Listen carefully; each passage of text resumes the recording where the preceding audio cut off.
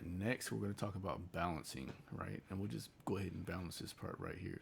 So now we got a contrasting part, for the overall beat, this bridge section that leads us into the last chorus, into the outro. Um, Another thing I wanted to talk about is the mixing part. So we've gone from the more creative side of arranging and music production to now we're looking at audio engineering and mixing balance. So the first thing we're going to talk about doing is grouping like tracks together and color coding them, right? So here I have all my drums red. This is the bass, so I would make this orange. Boom. This is a bounce synth.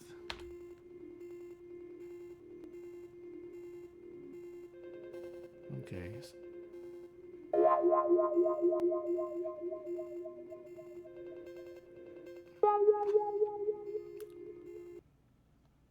synth.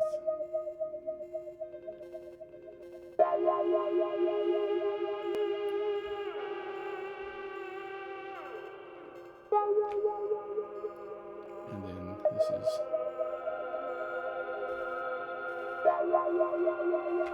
Alright. So now,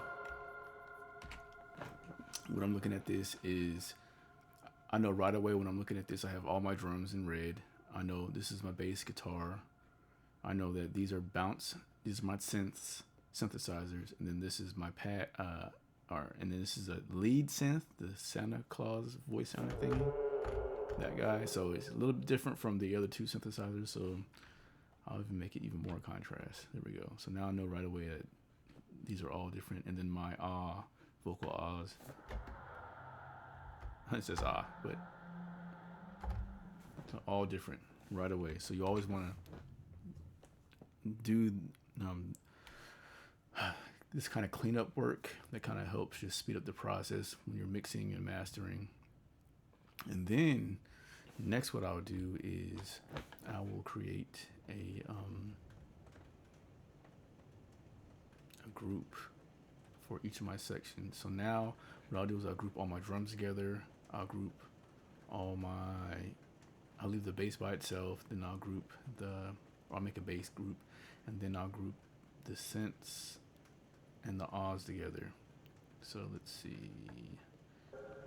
And why that's important is as I'm mixing, like instead of trying to pull all these faders down one at a time, I can just move that up and down. Oops. Where were you at before? I'll just leave it at 0. And that will help me maintain good levels when I'm getting it ready for the last stage of mixing. Another cool feature that most DAWs have is the VCA faders. And I use those a lot as well. And what that does is it literally controls the faders. So VCA drums. Here we go.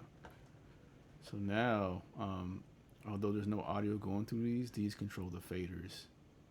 So say I have a good balance for the most part, but I'm like, you know what, maybe these are all hitting too loud together, then I can. So now I can control them all together.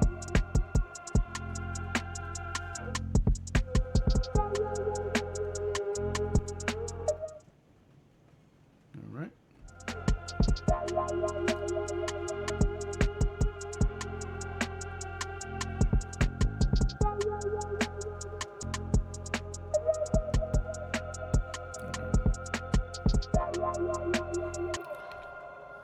And this VCA all will come into handy when we do one of the next steps. Save. There's a lot of work. Is now, to help glue a mix together,